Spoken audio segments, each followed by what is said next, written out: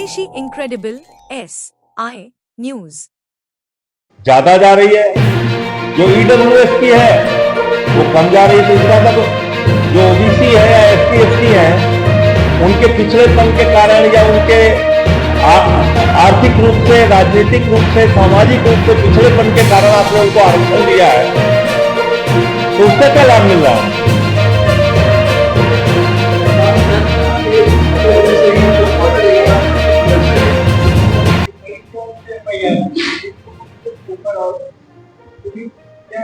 देखिए, इनको लड़ना चाहिए था पाकिस्तान से।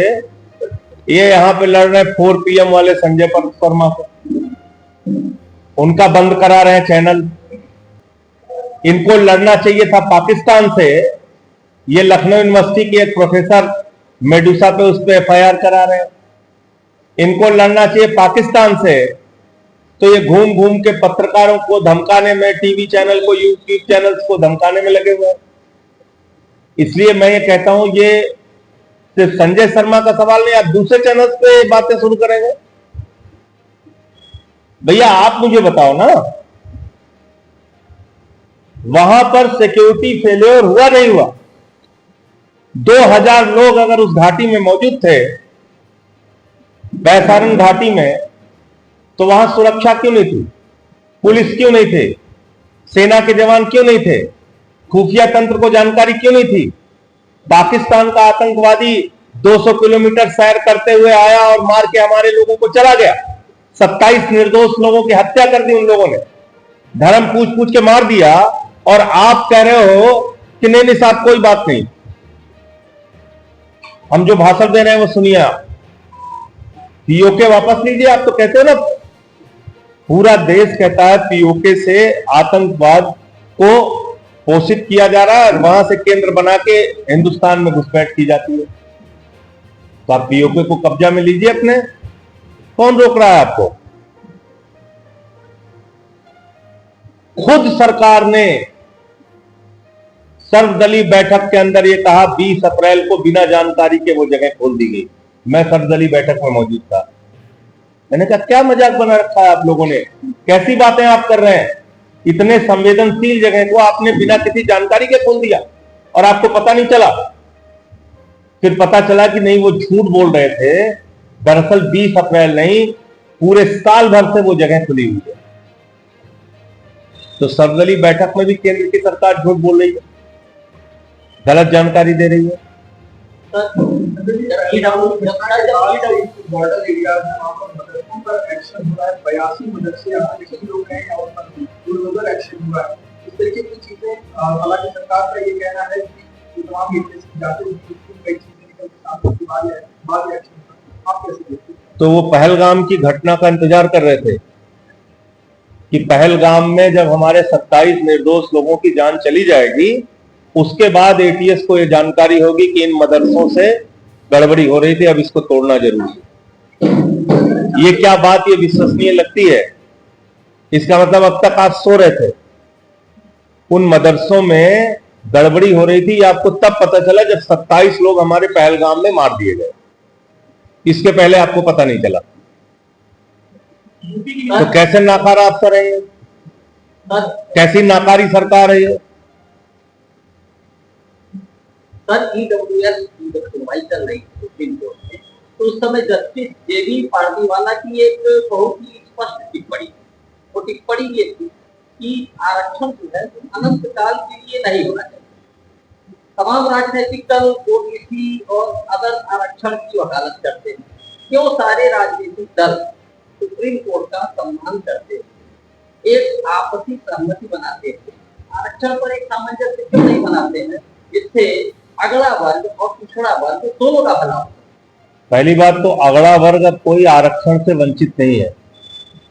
पहले जैसे अगले वर्ग के लोग कहते थे अरे ये तो रिजर्व कोटा वाला है, रिजर्व कोटा वाला है, वो सब बात अब खत्म हो गई। अब अगला वर्ग भी आरक्षण की श्रेणी में आता है। पहली बात तो ये क्लियर है।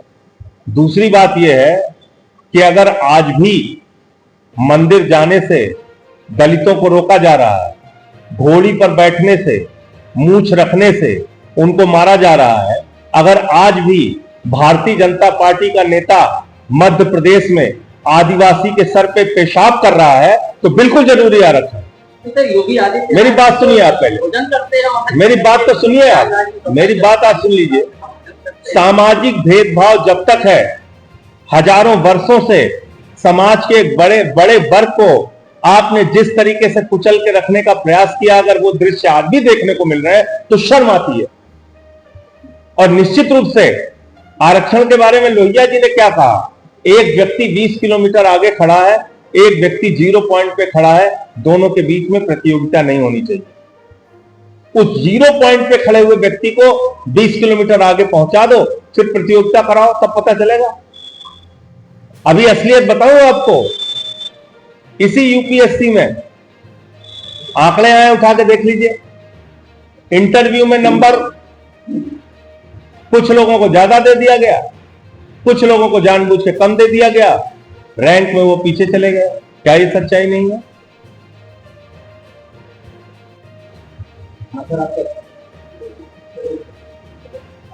सभी पत्रकार बंधुओं को नमस्कार। आज जाति जनगणना के मुद्दे पर आपसे बातचीत करने के लिए ये पत्रकार वार्ता बुलाई है। पिछले 3-4 दिनों से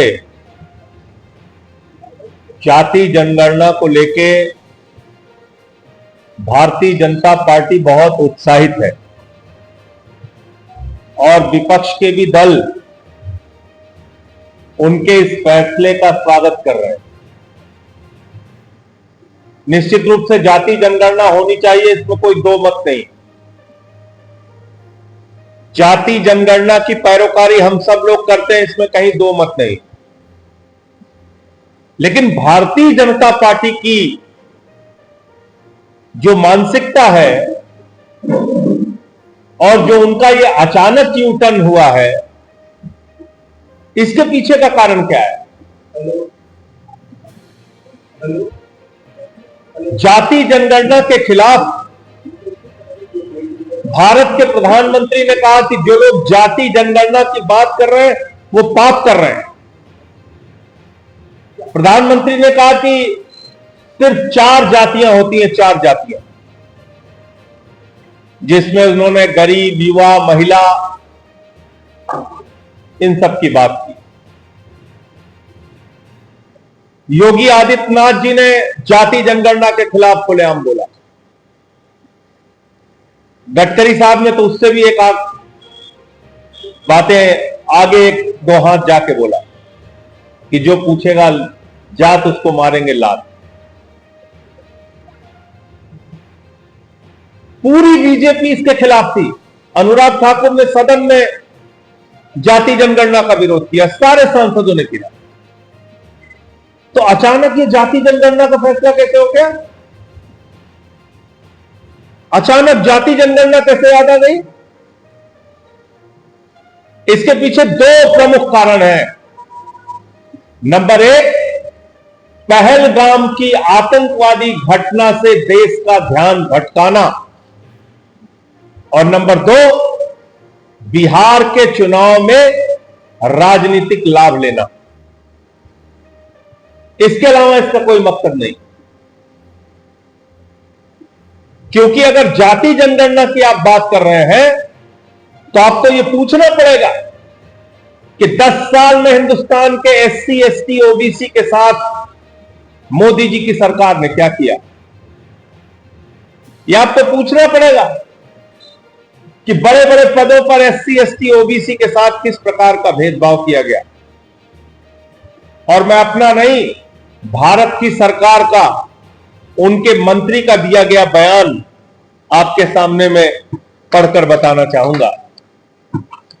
भारत सरकार के केंद्रीय मंत्री जितेंद्र सिंह जी ने कहा कि वर्तमान में केंद्र सरकार में संयुक्त सचिव और सचिव के पद पे,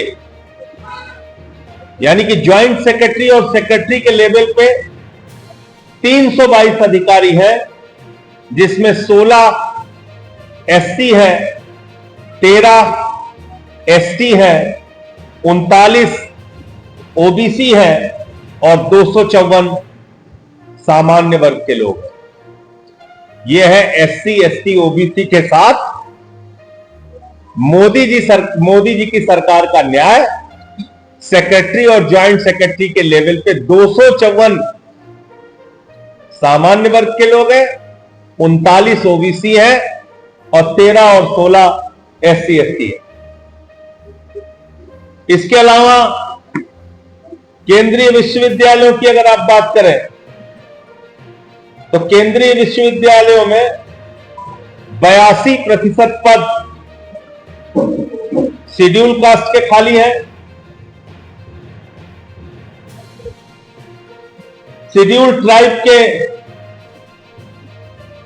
93% पद खाली हैं और ओबीसी के 96% पद खाली हैं केंद्रीय विश्वविद्यालयों। इसके अलावा हाई कोर्ट के जजों की बात अगर हम करें, जहां पे आरक्षण की व्यवस्था नहीं है, जहां कोई आरक्षण की व्यवस्था नहीं है,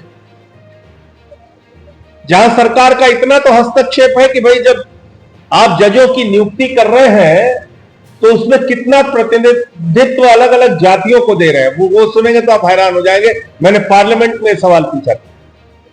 पूरे देश के हाई कोर्ट के अंदर 661 जज हैं। 661 जज में शेड्यूल कास्ट के 21, शेड्यूल ट्राइब के 12, अनुसूचित जाति के 21, अनुसूचित जनजाति के 12 और ओबीसी के 78 और 550 जज सामान्य वर्ग के हैं। 661 में से पूरे देश की न्यायपालिकाओं में 550 जज सामान्य वर्ग के हैं। अब आ जाइए केंद्रीय विश्वविद्यालयों में SC ST OBC के लिए जो रिक्त पद है उसकी संख्या क्या है और उसकी असलियत क्या है। असिस्टेंट प्रोफेसर के पद पे अनुसूचित जाति के 1352 पद स्वीकृत है, 377 रिक्त हैं, 27% पद रिक्त हैं। अनुसूचित जनजाति के 696 पद स्वीकृत हैं, 463 कार्यरत हैं, 233 यानी कि 33% पद रिक्त हैं। ओबीसी के 2178 पद स्वीकृत हैं।